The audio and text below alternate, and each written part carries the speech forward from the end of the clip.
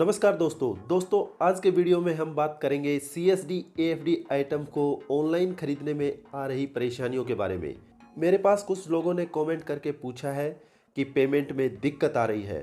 तो आज मैं सबसे पहले आपको बता देता हूं कि इस वीडियो में हम किन किन पॉइंट्स पर बात करेंगे। सबसे इम्पोर्टेंट क्वेश्चन है वो है ये कि जो लोग अक्सर कमेंट करके पूछते हैं कि क्या हम AFD आइटम्स या फिर 4 व्हीलर या फिर 2 व्हीलर के लिए मल्टीपल पेमेंट कर सकते हैं या नहीं। यहाँ मल्टीपल पेमेंट का मतलब है, मान लो गाड़ी की कीमत 6 लाख रुपए है और आप चाहते हैं कि इस पेमेंट को आप 2 या 3 पार्ट्स में करना, यानी कि 3 लाख रुपए एक बार किया, फिर उसके बाद 2 लाख रुपए किया, फिर उसके बाद 1 लाख रुपए किया। तो ऐसे पेमेंट कर सकते हैं या नहीं। बने रहिए इस वीडियो में लास्ट तक, इन सब डाउट्स का डिटेल्स में जवाब देने वाला हूँ। अगर ये वीडियो एक बार आपने देख लिया तो आपकी CSD AFD आइटम पर कोई भी क्वेरी नहीं रहेगी। इसके बाद जो दूसरा कॉमन डाउट है वो है कि अगर आपने मल्टीपल पेमेंट तो कर दिया, लेकिन डिमांड डालते समय आप उसे कहाँ दिखाएंगे। उसके बाद नेक्स्ट जो डाउट लोगों को होता है वो है कि क्या हम गाड़ी की फुल पेमेंट लोन से कर सकते हैं या नहीं। कभी ऐसा कंपलसरी तो नहीं है कि कुछ अमाउंट अपने अकाउंट से CSD के अकाउंट्स में करना होगा। इसके बाद एक और इम्पोर्टेंट डाउट जो लोगों को रहता है कि आप कोई गाड़ी CSD से ऑनलाइन ख़रीदना चाहते हैं और आप अभी प्रोसेस में ही हैं कि गाड़ी की कीमत बढ़ गई है। अब ये बढ़ी हुई कीमत आप पेमेंट CSD के अकाउंट में कैसे करेंगे। दोस्तों इन सब पॉइंट्स पर हम इस वीडियो में डिटेल्स में बात करेंगे। बस इस वीडियो में आप लास्ट तक बने रहें और इस वीडियो को लाइक और शेयर ज़रूर करें। सबसे पहले आपको इस वेबसाइट पर लॉगिन करना है अपने आप को। उसके बाद लॉगिन हो जाने के बाद आपको इस साइट का कुछ इस टाइप का यूज़र इंटरफेस दिखेगा। कुछ लोगों की ये क्वेरी थी कि गाड़ियों की फ़ोटो नहीं आती है। अब यहाँ पे CSD ने गाड़ियों की फ़ोटो भी यहाँ पे ऐड कर दी है। उसके बाद आप किसी भी गाड़ी पे क्लिक करेंगे। क्लिक करने के बाद आप ऐड टू कार्ट करेंगे। जैसे ही आप ऐड टू कार्ट करेंगे ऑटोमेटिक आपके सामने इस टाइप का पेज आ जाएगा। आप यहाँ पे अपना गाड़ी का जो कलर है वो चूज़ करेंगे।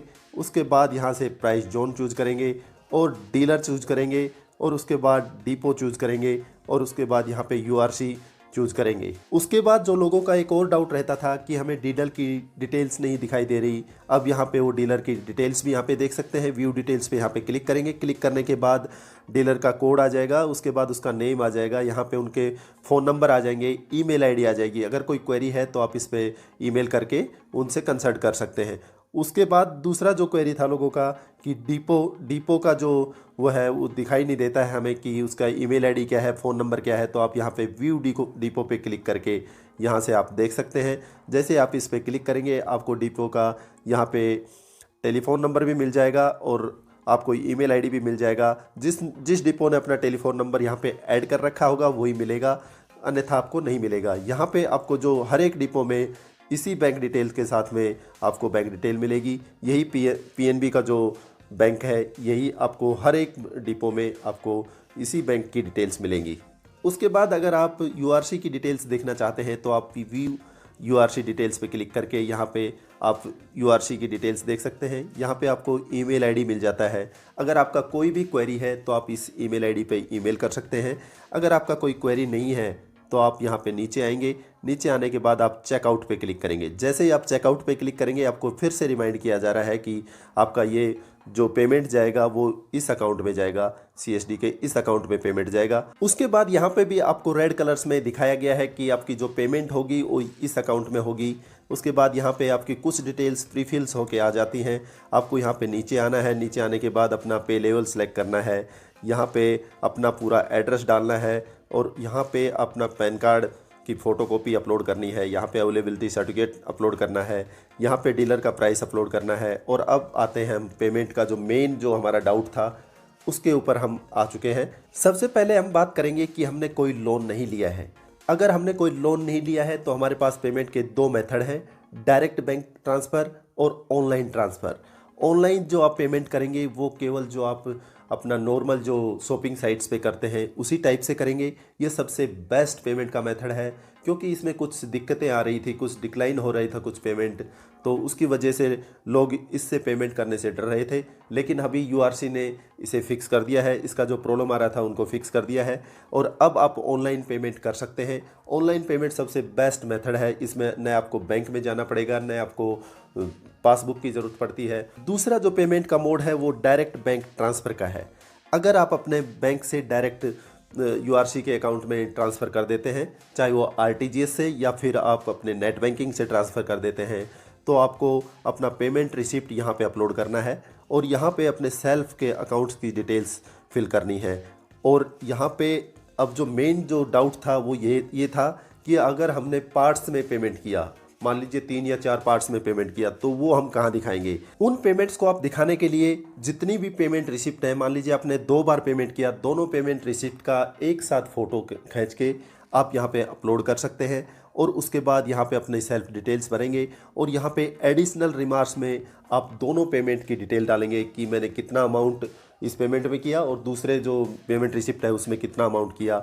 और आप यहाँ पे बता सकते हैं यूआरसी को कि मैंने मल्टीपल पेमेंट किया है और उसका रिकॉर्ड मैंने यहाँ पे एडिशनल रिमार्क्स में डाल दिया है। दूसरा एक जो डाउट था वो था कि जब आपने पेमेंट गाड़ी का कर दिया, उसके बाद में गाड़ी की कीमत बढ़ गई तो आप क्या करेंगे।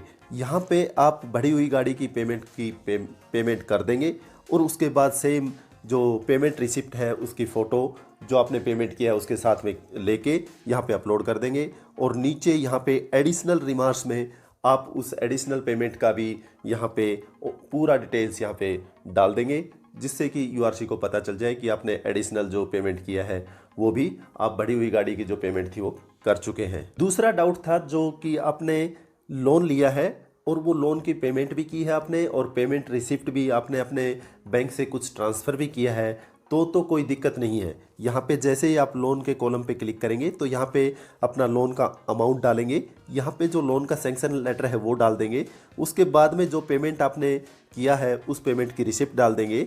यहाँ पे आप अपना लोन का जो रिसिप्ट है वो डाल देंगे, यहाँ पे अपना सेल्फ का जो बेनिफिशियरी अकाउंट है वो डाल देंगे, उसकी डिटेल्स डालेंगे और यहाँ पे अपने लोन के जो अकाउंट है उसकी डिटेल्स डालेंगे।